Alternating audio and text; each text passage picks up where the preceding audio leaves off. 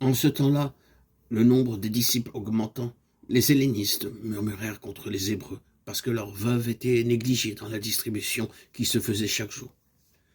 C'est pourquoi, frères, choisissez parmi vous 7 hommes, de qui l'on rende un bon témoignage, qui soit plein d'esprit de saint et de sagesse, et que nous chargerons de cet emploi.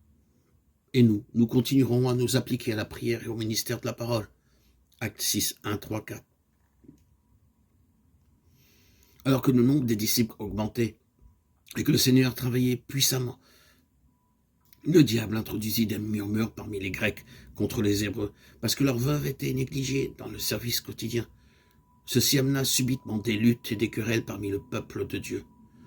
À travers les siècles, le diable a utilisé 2 armes pour arrêter l'œuvre de Dieu et détourner ses serviteurs du véritable service. Premièrement, lorsque Dieu commence une œuvre et que sa puissance se manifeste dans les vides, des murmures, des plaintes et des querelles se lèvent parmi le peuple de Dieu. Et par cela, l'œuvre est arrêtée. Quelques murmurateurs suffisent pour éteindre l'Esprit de Dieu, et l'œuvre en souffre. Deuxièmement, le diable essaie d'empêcher les serviteurs de Dieu de délivrer la parole, les obligeant à servir aux tables. Il désirait que les apôtres abandonnent leur ministère important pour faire cela. Les priorités doivent être maintenues, et par sa grâce, nous pouvons le faire. Il nous accordera la sagesse divine de ses serviteurs dans Acte 6, verset 5. Et ceci plut à toute la multitude. Ils élurent des hommes comme Étienne, qui allèrent de maison en maison pour aider des personnes prenant soin des veuves et des pauvres. Leur naissance et leur histoire est un secret. Ils cherchèrent simplement à servir là où il y avait un besoin. Lorsque le temps arriva, toute la multitude, d'un même accord, les choisit. Parce qu'ils avaient observé leur vie, remarquant qu'ils servaient sans vouloir se faire remarquer et qu'ils étaient aussi remplis de Saint-Esprit et de sagesse divine pour accomplir tout service.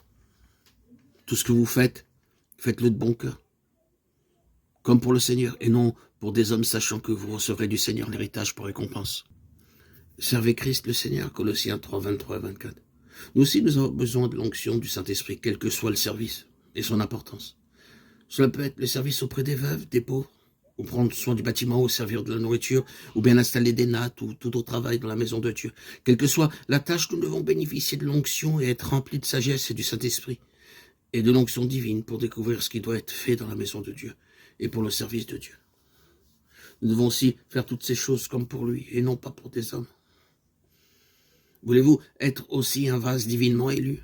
Alors soyez prêts et désireux d'accomplir joyeusement de simples choses, non pas pour l'homme, mais pour Dieu. Dieu vous remplira de son Saint-Esprit et de sagesse. C'est ainsi qu'Étienne fut choisi comme un vase de Dieu.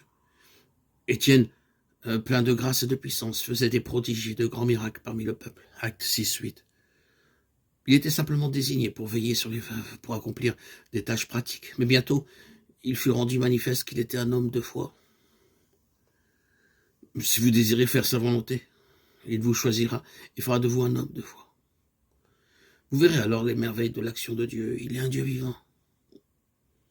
Dans Acte 6, verset 10, nous lisons « Il ne pouvait résister à sa sagesse et à l'esprit pour lequel il parlait. » Étienne accomplissait son travail et en même temps, il donnait la parole à tous ceux qu'il rencontrait. Il était un homme humble et ordinaire, mais aussi un homme rempli de l'Esprit de Dieu et de sagesse divine, pouvant fermer la bouche des érudits.